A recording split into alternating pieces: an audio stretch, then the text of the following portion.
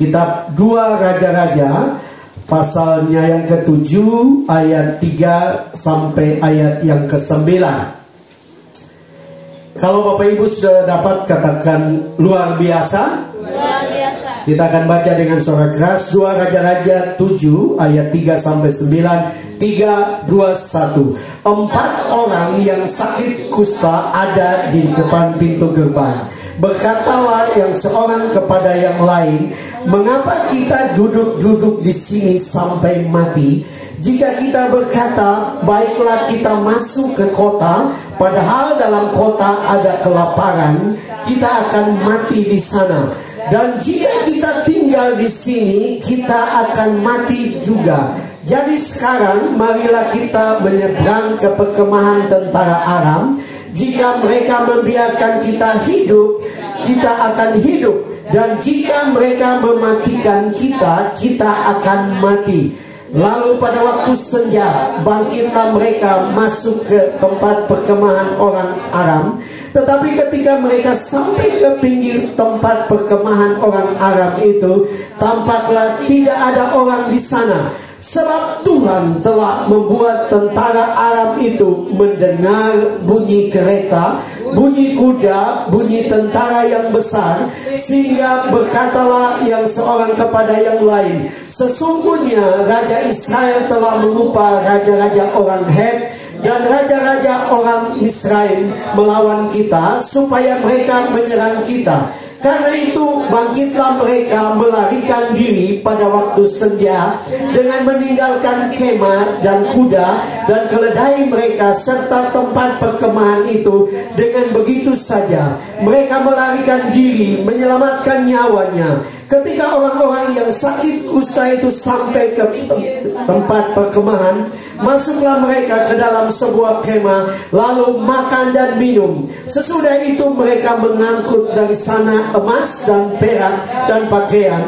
Kemudian pergilah mereka menyembunyikan, lalu datanglah mereka kembali masuk ke dalam kemah yang lain dan mengangkat juga barang-barang dari sana. Kemudian pergilah mereka menyembunyikannya. Lalu berkatalah seorang kepada yang lain, tidak patut yang kita lakukan ini. Hari ini ialah hari kabar baik, tetapi kita ini tinggal diam saja.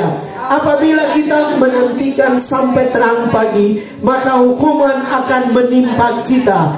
Jadi sekarang marilah kita pergi menghadap untuk memberitahukan hal itu ke istana raja. Amin. Silakan duduk kembali. Bapak Ibu Saudara-saudara, pagi ini saya ingin berkhotbah dengan judul pribadi yang berdampak bagi kemuliaan nama Tuhan saat pandemi COVID-19.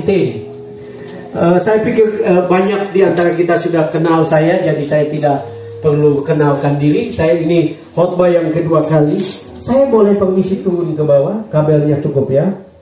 Iya, puji Tuhan. Bapak Ibu Saudara-saudara, kalau kita perhatikan dengan baik tentang kisah ini menggambarkan tentang situasi yang sangat sulit ya di Samaria, di kota Samaria, Bapak Ibu Saudara-saudara, karena orang Aram telah mengepung mereka dan mereka sangat kelaparan. Karena pada waktu itu orang tinggal di dalam kota-kota yang tertutup, Bapak Ibu Saudara-saudara. Jadi tidak ada tempat atau kesempatan kalau mereka dikepung. Dan itu cara perang pada zaman itu. Bahkan kalau kita baca pasal sebelumnya, pasal 6, kita akan menemukan bahkan mereka sudah mulai makan bayi mereka, ya, karena begitu sulitnya atau kelaparannya. Nah, mereka ada dalam situasi seperti itu. Dan Bapak Ibu Saudara-saudara, dalam kisah ini kalau kita perhatikan ada 3 kelompok orang. Yang pertama adalah orang Aram yang sudah datang dengan keyakinan bahwa mereka pasti akan memperoleh kemenangan. Ya. Nah, itu sebabnya kalau saudara tadi kita baca, mereka sudah bawa pakaian, mereka sudah bawa emas, perak mereka semua, makanan mereka sudah bawa. Yang kedua, Bapak Ibu, orang-orang Israel yang sebenarnya mereka sedang putus asa karena mereka tinggal di dalam benteng dan tidak ada jalan keluar buat mereka. Nah, yang ketiga adalah 4 orang kusta yang beberapa penafsir menafsirkan bahwa 4 orang ini adalah anak dari Gehasi. Gehasi adalah hamba ya daripada Elisa ya, yang dikutuk oleh karena Naaman waktu datang untuk minta penyembuhan. Bapak Ibu Saudara-saudara, setelah Naaman sembuh, Elisa tidak mau menerima pemberian dari Naaman. Waktu Naaman pergi ya, Gehasi ini dia mengejar Naaman dan dia meminta, dan itu kemudian dikatakan dia dikutuk oleh Tuhan dengan penyakit kusta bahkan sampai kepada keturunannya. Nah, mereka ada di dalam situasi yang sulit, Bapak Ibu Saudara-saudara. Dan dalam situasi yang sulit seperti itu, apa yang membuat perbedaan, Bapak Ibu Saudara-saudara? Itu kembali kepada diri mereka masing-masing. Ya. Kita juga ada dalam situasi yang sulit, Bapak Ibu Saudara-saudara. Kita tidak perang, tapi kita sedang berperang dengan COVID-19. Ya, COVID-19 ini luar biasa berdampak bukan saja secara kesehatan, tetapi juga secara ekonomi. Begitu sulit. Tapi dalam situasi seperti ini, Bapak Ibu Saudara-saudara, sikapmu, tindakanmu, itu yang membuat engkau menjadi pribadi yang berbeda. Amin. Sikap saya dan saudara, itu yang membuat kita menjadi pribadi yang luar biasa di dalam tangan Tuhan. Tidak peduli keadaan. Orang kusta bagi orang Israel itu adalah orang yang dikutuk oleh Tuhan. Mereka sebenarnya tidak punya pengharapan, ya. Tetapi waktu mereka menghadapi situasi ini, yang membuat perbedaan adalah tindakan-tindakan mereka, sikap-sikap mereka. Itu yang membuat perbedaan. Kita juga mulai, saya tidak tahu apakah di Sorong sudah masuk atau belum, ya, apa yang disebut dengan varian Delta Plus, ya.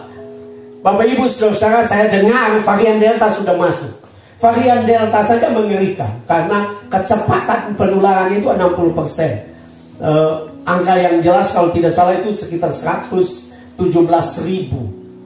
orang bisa menular.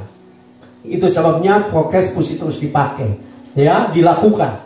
Maksudnya supaya kita menjaga, sekalipun mungkin kita ada di ruangan ibadah yang terbuka, tetapi saya dan saudara harus jaga karena begitu mengerikan.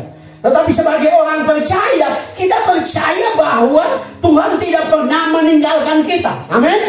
Tuhan ada dengan saya dan saudara. Mau varian apapun, Tuhan ada dengan kita. Yang penting kita melakukan apa yang Tuhan mau. Yang penting kita melakukan apa juga yang pemerintah mau. Ya, karena pemerintah adalah wakil Tuhan. Ya, Alkitab mengatakan tidak ada pemerintah yang tidak berasal dari Allah. Artinya apa yang diperintahkan pemerintah kita taat. Sepanjang pemerintah tidak larang kita beribadah sama sekali. Ibadah online juga tidak apa-apa, karena bait Allah itu bukan gedung. Bait Allah itu diri kita. Ya. Tetapi kembali kepada kebenaran, Tuhan mau supaya saya dan saudara menyadari bahwa dalam situasi apapun kita harus melakukan tindakan-tindakan yang Tuhan inginkan. Amin. Karena kita percaya Tuhan menyertai kita. Jangan ada masalah, jangan ada pergumulan, tantangan. Justru tindakan kita memalukan Tuhan.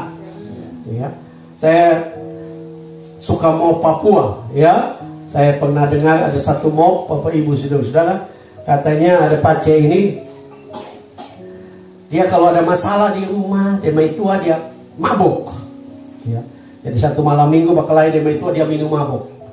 Saking mabuknya, dia tidak pulang ke rumah, dia tidur di depan gereja. Ya. Nah kemudian pagi-pagi pendeta datang mau buka gereja, tapi karena dia tidur pas di pintu, pendeta terhalang. Jadi pendeta bilang, "Hei, kenapa kamu tidur sini?" Dan dia ada mabuk dan dia angkat muka dan dia bilang, "Bukankah aku harus ada di rumah Bapakku?" Amin. Wah, luar biasa, mabuk tapi firman Tuhan. Ya. Jadi pendeta bilang, "Kau ini mabuk baru bicara firman Tuhan, kau kayak Tuhan Yesus saja." Bukan aku yang mengatakannya, tetapi engkau sendiri yang mengatakannya. Amin. Mendadak mobil patroli lewat. Pace dapat angka, pendeta bilang, lihatlah anak domba Allah yang sedang dibawa ke pembantaian. Dalam situasi apapun, hidup kita harus tetap menjadi berkat. Amin. Karena itu yang Tuhan mau. Tidak peduli kondisi saudara, tidak peduli apa yang saudara sedang gumulkan dalam hidup ini. Tuhan mau saya dan saudara terus akan menjadi berkat besar bagi banyak orang. Justru dalam situasi seperti ini, Tuhan mau supaya kita jadi berkat. Kita terus melakukan apa yang Tuhan mau, kita melakukan apa yang Tuhan perintahkan, dan biarlah hidup saya dan saudara itu menjadi berkat. Nah, ada dua hal yang kita bisa belajar dari kisah tentang 4 orang kusta dan orang-orang Israel ini dan juga orang Aram ini. Yang pertama, Bapak Ibu Saudara-saudara, adalah hidup yang berdampak di tengah-tengah pandemi COVID-19 adalah kita melakukan tindakan iman dalam situasi ketidakpastian. Kita tidak tahu kapan COVID-19 akan berakhir. Betul tidak?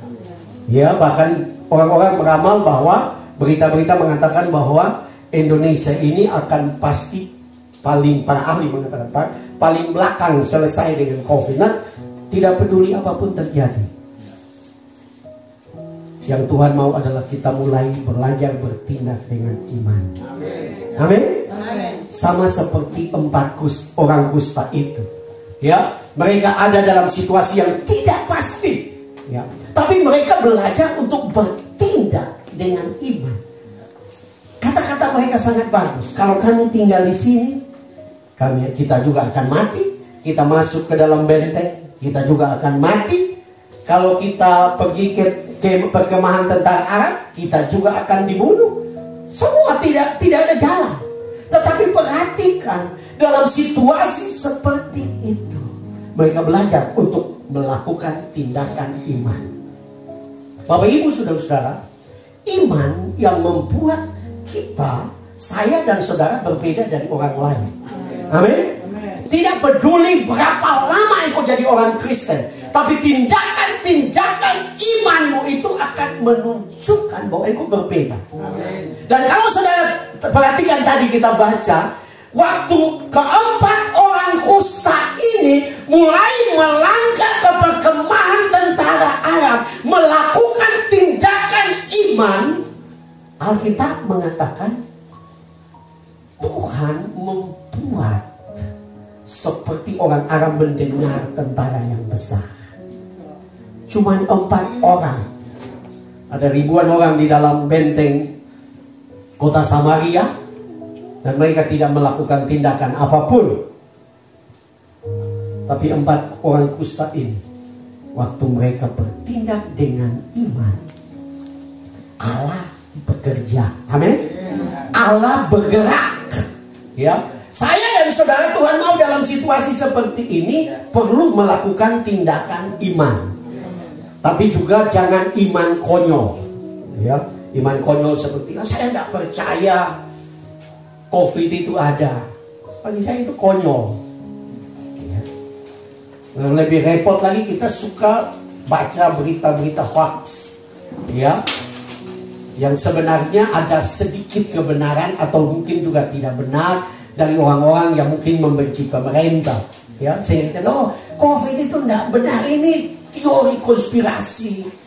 Bapak Ibu Saudara, mau teori konspirasi apapun, COVID itu ada, ya.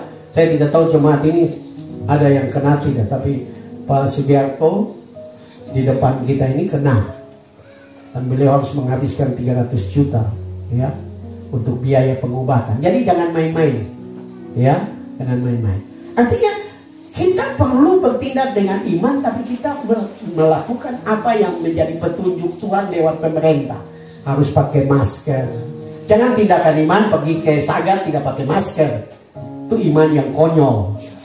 Ya, iman yang konyol. Tuhan mau supaya kita bertindak dengan iman untuk nama Tuhan dipermuliakan. Artinya juga jangan hidup dalam ketakutan karena percaya COVID betul ada. COVID mengerikan, kita tidak mau keluar rumah. Bagi saya juga itu konyol. Ya. Karena kita harus hidup, kita harus makan, kita harus bekerja. Lakukan bagian kita. Percaya Tuhan melindungi kita. Amin. Tapi Tuhan mau mau supaya saya dan saudara mulai bergerak. Di dalam situasi yang sulit ini kita mulai melakukan apa yang bisa kita lakukan dan hidup kita, supaya hidup kita menjadi berkat. Amin. Menjadi kesaksian bagi banyak orang. Tuhan mau supaya kita melakukan tindakan-tindakan iman. Karena Bapak Ibu Saudara, iman, Yakobus berkata iman tanpa perbuatan itu mati. Ya, jadi iman mesti bertindak. Saya di bagian lain dari di khotbah di tempat lain saya berkata bahwa ada 3 jenis iman. Ya, ada 3 jenis iman. Yang pertama iman yang menyelamatkan. Saudara percaya Yesus pasti selamat. Tapi juga harus ada tindakan, yaitu datang ke ibadah, mengikuti ibadah. Kalau saudara bilang saya percaya, saya di waktu jadi gembala di Jailolo ketemu dengan seorang yang katanya dia bilang dia hafal Kejadian sampai Wahyu, tapi nggak pernah gereja. Bagi saya itu bohong, ya. Itu tidak benar. Iman yang benar kita bertindak. Tindakan iman yang kedua adalah mengharapkan mujizat. Ya, Tuhan mau supaya kita mengharapkan mujizat. Dalam situasi yang sulit seperti ini, hanya mujizat Tuhan yang bisa menolong kita. Amin. Ada banyak hal yang sulit, ada banyak pekerjaan yang sulit, ada banyak orang yang di PHK.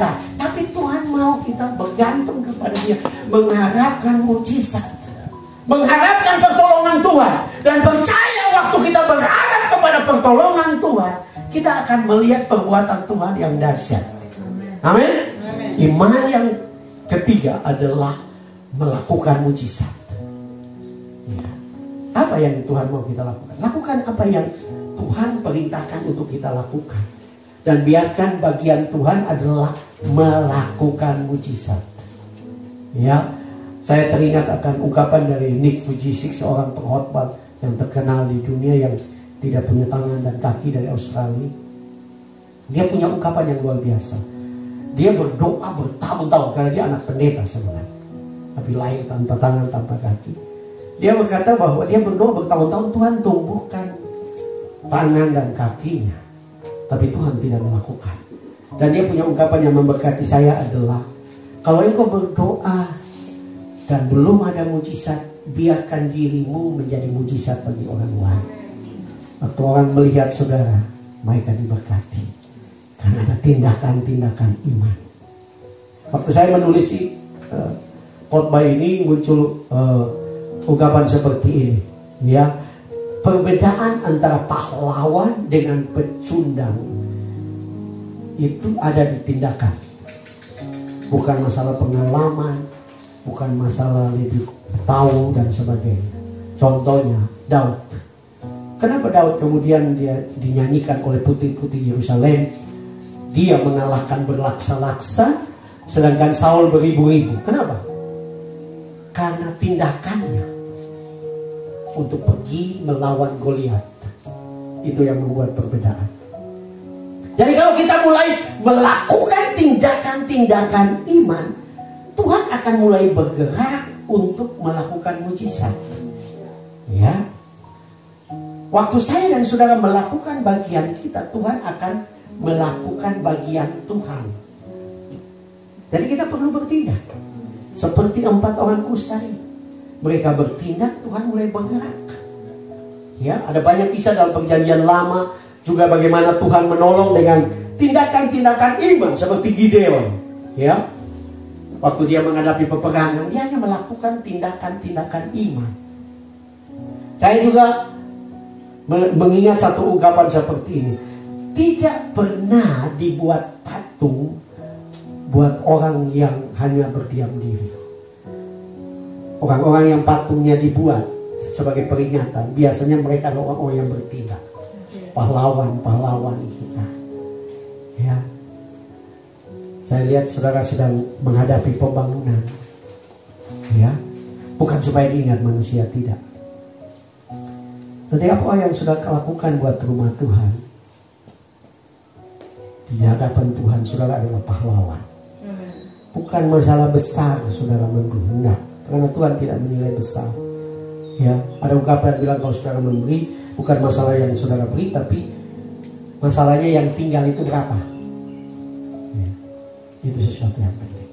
Kata mari, sedang membangun gereja, lakukan tindakan iman.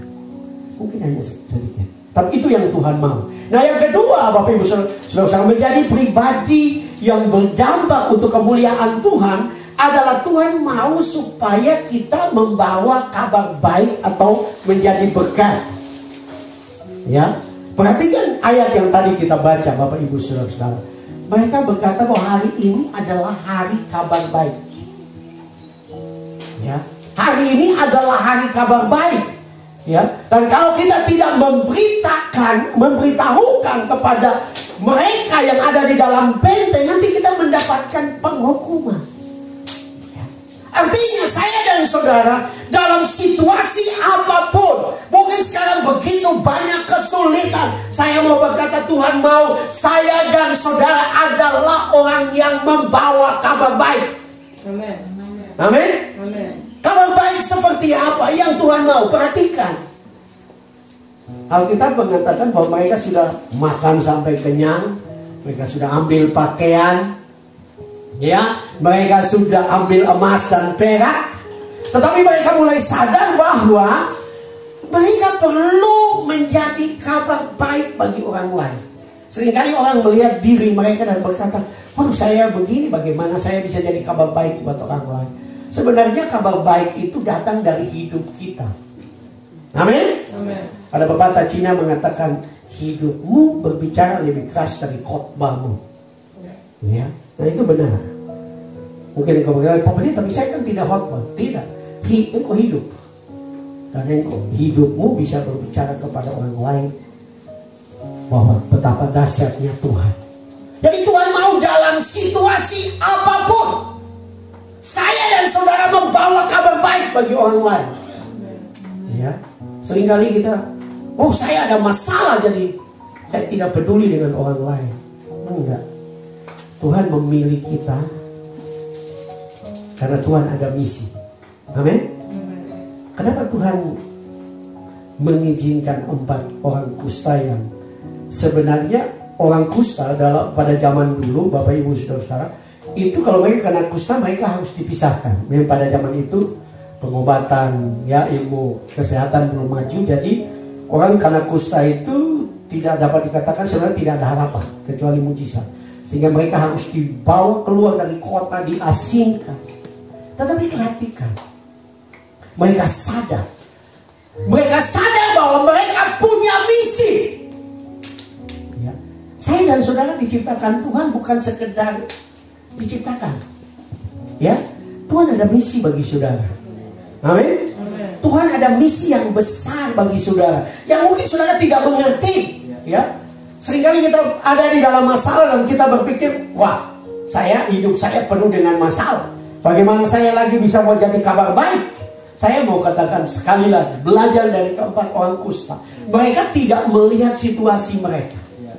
Mereka menyadari bahwa ada misi yang Tuhan taruh dalam hidup mereka. Mereka diciptakan spesial. Ya. Waktu saya menulis, saya memang beberapa di antara kita sudah dengar saya cerita kisah itu. Kalau saudara yang suka dengan penyanyi-penyanyi barat atau penyanyi rohani barat, pasti saudara kenal Israel, kalau tidak salah Huntington, ya namanya. Saudara, banyak orang diberkati dengan lagu-lagunya yang dia ciptakan. Tapi tahukah saudara bahwa Israel lahir dari kecelakaan yang bukan karena hubungan di luar nikah, tapi memang korban. Ya, saya membaca kisahnya, mamanya orang ateis di Amerika, orang tuanya juga ateis. Jadi cewek gadis ini dari kecil itu bertumbuh tidak kenal gereja, tidak tahu kekristenan sama sekali. Dan karena dia hidup bebas, satu malam dia pulang, dia diperkosa oleh orang negro. Dan tidak berhenti di situ saja masalah. Masalahnya adalah dia hamil oleh karena perkosaan itu. Nah, orang tuanya sekalipun tidak percaya Tuhan, tapi mereka tahu etika. Jadi mereka marah, mereka usir dia dari rumah, dan dia harus tinggal di jalanan seperti orang gypsy ya, hidup di taman-taman kota. Nah dia mulai hamil, dan hamil makin lama makin besar perutnya. Pada waktu mendekati dia melahirkan, ada seorang anak Tuhan yang datang dan menginjil dia. Dan dia terima Yesus, dan orang yang menginjil ini kasih dia Alkitab. Nah dia tidak tahu Alkitab. Jadi dia buka Perjanjian Lama, ya mulai dari Keluaran, dia mulai baca. Yang dia temukan cuma Israel, Israel, Israel. Singkat cerita, waktu dia melahirkan, dia memberi nama anak itu Israel. Perhatikan, anak ini hasil perkosaan, tapi Tuhan punya misi, dan dia menjadi kesaksian.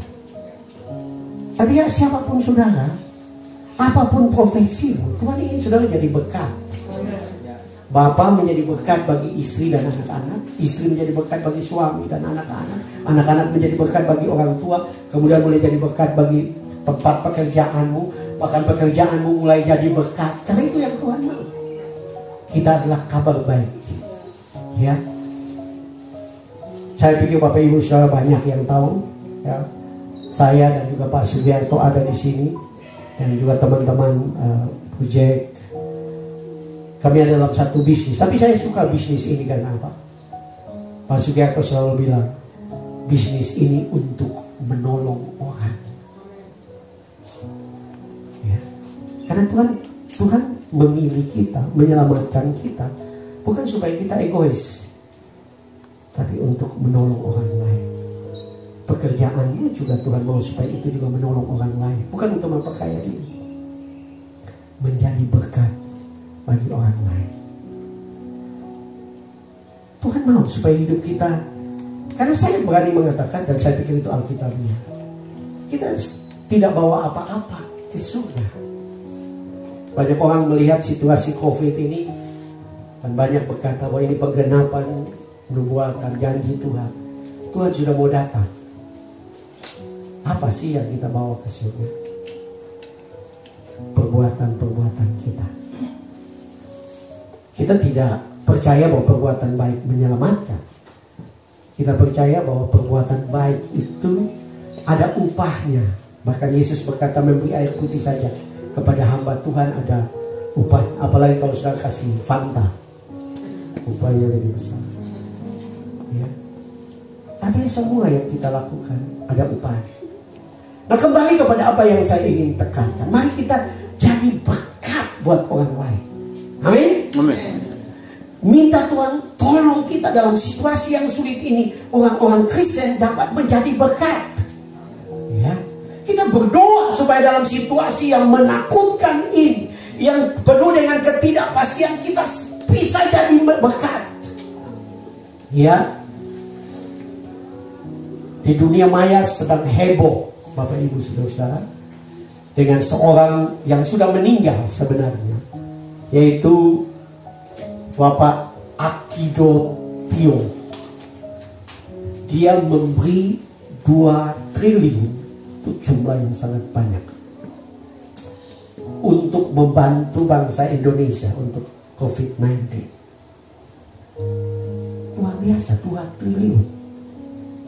Banyak orang sedang dalam situasi seperti ini, pikir untuk kumpul banyak-banyak karena tidak tahu COVID sampai kapan. Tapi beliau memberi 2 triliun. Memang sampai sekarang di dunia, istilah dunia maya juga tidak jelas apa agamanya, Pak. Tapi ada beberapa orang mengatakan mereka Katolik, ya, mereka Katolik. Tapi intinya mereka memberi, ya, mereka memberi dan mereka menjadi berkat. Bahkan dari kelompok sebelah mereka bandingkan, ya, dari orang sibuk untuk bantu Hamas, bantu Palestina, padahal banyak orang di Indonesia sedang kelaparan, kesulitan secara ekonomi, kan sibuk dengan negara lain. Tapi orang-orang Chinese yang dianggap tidak nasionalis, hanya datang untuk mengambil kekayaan Indonesia, justru mengasihi bangsa ini. Nah, kita juga mayoritas, tapi Tuhan mau supaya kita jadi berkat. Sama dengan keempat orang kusta itu, mereka minoritas, tapi minoritas tidak menentukan dampak saudara. Keempat orang ini berdampak untuk menyelamatkan satu kota. Karena kabar baik yang mereka sampaikan. Tuhan mau supaya kita membawa kabar baik. Menjadi berkat. Ya, terus menjadi berkat. Mulai dari orang-orang di sekitar saudara. Mulai dari sesuatu yang sederhana. Saya tahu Tuhan tahu firman Tuhan ini karena saya tidak dalam pengertian itu. Pengertiannya Tuhan baru singkapkan. Ada hubungan dengan pembangunan gereja, saudara. Ya, sebenarnya membangun gereja itu tidak terlalu sulit dibandingkan bangun rumah tinggal. Karena gereja tidak pernah ada kamar kan, cuma kotak saja. Ya kan? Nah, kalau jemaat bersatu, saya percaya Rabu-Rabu sudah selesai. Maksudnya hari Rabu depan sudah selesai. Amin. Kalau semua bersatu, tapi seringkali kan, ya tidak maksud menghakimi, saya tidak tahu jemaatnya. Tapi maksud saya adalah kita tidak melihat bahwa Tuhan mau supaya kita menjadi kabar baik bagi pekerjaannya. Ya, saya punya dulu pimpinan di Ambon, tapi juga sebenarnya teman karena sama-sama dosen, sama-sama BPH di Ambon. Tapi dia punya program untuk bedah gereja. Ya. Nah, Tuhan tahu satu pengertian. Saudara, orang-orang yang mengasihi pekerjaan Tuhan, teristimewa rumah Tuhan, orang-orang itu diberkati. Daud, saudara, kalau saudara baca kisah Daud dengan baik, kenapa Tuhan memberkati dia sampai jauh? Maksud dengan jauh yang Tuhan bilang itu adalah dari keturunan Daud. Itu sebabnya Daud, dari keturunan Daud lahirlah Yesus. Itu karena berkat dari baru niat. Memang kemudian dia siapkan bahan-bahan untuk pembangunan. Tapi dia tidak bangun, tapi niatnya. Tuhan berkati begitu rupa. Tuhan berkati. Padahal Daud juga tidak sempurna. Kita semua di sini lebih baik dari Daud. Karena kita tidak pernah rampas orang pe istri, kita tidak pernah bunuh orang. Daud bunuh orang, rampas orang pe istri. Tapi hatinya mencintai Tuhan, mencintai rumah Tuhan. Itu yang membuat perbedaan. Ya. Kisah para Rasul menceritakan tentang seorang bernama Cornelius. Orang Italia, bukan orang Yahudi.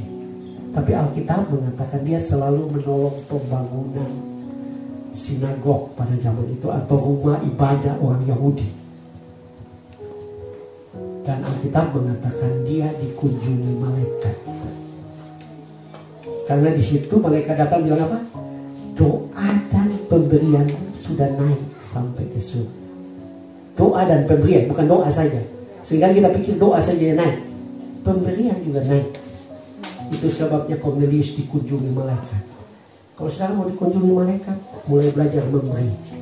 Saudara jemaat mulai belajar memberi buat rumah Tuhan. Kalau saudara tidak memberi, saudara akan dikunjungi setan. Iya kan? Hanya ada dua yang bisa kunjungi kita, kan setan dan malaikat. Kalau malaikat itu pasti bawa berkat. Kalau saudara mengasihi Tuhan, melakukan yang terbaik, memberi, Tuhan akan mulai melakukan mujizat. Karena Tuhan kita memberkati kita, menyelamatkan kita, hanya ada satu tujuan, untuk jadi berkat. Nah, sering kali orang susah pun makin susah. Kenapa? Selalu dia pikir yang harus bangun ini mungkin Pak Victor, Pak Yuda Marau. Enggak. Kalau saudara ditempatkan Tuhan di sini, Tuhan mau pakai saudara jadi berkat. Karena Tuhan mau berkati saudara. Karena Tuhan tidak lihat jumlah pemberian, Dia lihat hati. Ya, Dia lihat hati. Perhatikan, waktu Yesus berdiri di samping kotak pemberian, perempuan itu hanya memberi 2 duit. Tapi Yesus berkata, wanita ini memberi lebih banyak dari semua orang yang memberi. 2 duit itu kecil, tapi 2 duit itu adalah makan siang dari janda miskin ini.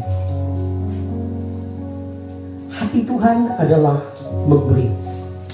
Ayat yang menjadi pusat dari seluruh Alkitab dari Kejadian sampai Wahyu adalah Yohanes 3 ayat 16. Karena begitu besar kasih Allah akan dunia ini, sehingga ia memberikan anaknya yang tunggal, supaya setiap orang yang percaya kepadanya tidak binasa, melainkan memperoleh hidup yang kekal. Itu ayat kunci untuk seluruh Alkitab, Kejadian sampai Wahyu.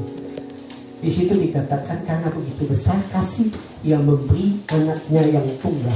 Tunggal itu bukan masalah cuma satu, tidak. Itu bicara tentang yang terbaik dia berikan bagi kita. Mari, dalam situasi yang sulit, biarlah hidup kita menjadi berkat. Ya, apapun. Ya, terbuka saya sangat diberkati dengan Pak Sugiarto, luar biasa. Ya, mungkin banyak atau beberapa sudah dengar. Beliau juga sebenarnya tidak boleh, tidak mau, tapi saya pikir itu jadi kesaksian. Beliau punya penghasilan sekarang sudah 400 juta. Kalau saudara punya penghasilan 400 juta dan ada rumah bagus di Jakarta, saya percaya saudara akan duduk sembunyi di Jakarta, tenang, makan. Sekarang semua bisa online saja, pesan saja. Tapi beliau punya misi untuk jadi berkat lewat bisnisnya. Dan saya percaya itu yang Tuhan mau. Kita jadi berkat. Jadi berkat. Ya, sekali lagi kita tidak bawa apa-apa ke surga. Kita jadi berkat. Sekali lagi saya ingin tekankan, karena saya pikir ini Tuhan tahu. Saudara perhatikan rumah Tuhan ini, maka Tuhan akan memberkati engkau. Tuhan akan menyatakan kemuliaan. Tidak peduli apa yang saudara bisa beri. Mungkin semen satu sak pun itu berharga di mata Tuhan. Waktu saya sedang menulis khotbah ini, Tuhan ingatkan saya tentang kisah pembangunan gereja Yudro Full Gospel di Korea. Ya, gereja terbesar di dunia. Yang dibangun oleh pendeta David Yonggi. Ada kesaksian yang luar biasa. Waktu mereka membangun gedung gereja itu, jemaatnya belum terlalu banyak, sekalipun akhirnya menjadi gereja terbesar di dunia. Tapi ada tindakan-tindakan iman. Nah, dikatakan dalam kisahnya bahwa waktu mereka sedang membangun, karena bangunan itu besar, mereka akhirnya seperti semua tidak bisa lagi memberi, sudah seperti berhenti. Semua merasa kami sudah tidak ada apa-apa lagi. Tapi pembangunan harus terus jalan. Dan pagi itu pendeta Yonggi berdiri di mimbar. Dia mulai berkhotbah dan dia tantang orang memberi. Tidak ada satu pun yang bangun untuk memberi buat pembangunan. Tapi mendadak dari belakang ada seorang wanita tua pengemis di kota Yudo membawa tempat makannya. Dan dia taruh di depan, satu-satunya miliknya. Dia taruh di depan rumah. Dan semua orang mulai menangis. Wow. Mereka masih punya banyak yang mungkin bisa dilelang, karena mereka pakai sistem lelang. Dan dalam kisah ini dikatakan pendeta David Yonggi mengambil tempat makan itu.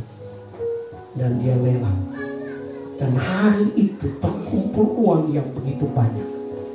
Dan sejak hari itu pembangunan itu tidak pernah berhenti. Tuhan tidak lihat kemampuan kita. Alkitab mengatakan Tuhan lihat hati. Waktu engkau mulai memberi, saya berani mengatakan engkau sama dengan Tuhan. Karena hati Tuhan adalah pemberi. Hati Tuhan adalah kabar baik.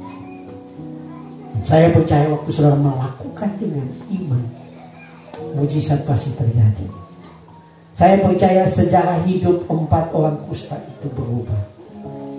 Karena tidak lagi ada kisah tentang mereka. Tapi saya percaya bukan saja mereka mengalami mujizat dengan semua yang mereka dapatkan, tapi kesehatan mereka pun pasti Tuhan berikan. Karena tindakan iman. Karena mau menjadi kabar baik bagi orang lain. Mari, di saat yang penuh dengan ketidakpastian ini, kesulitan ini, kita terus menjadi kabar baik bagi orang lain.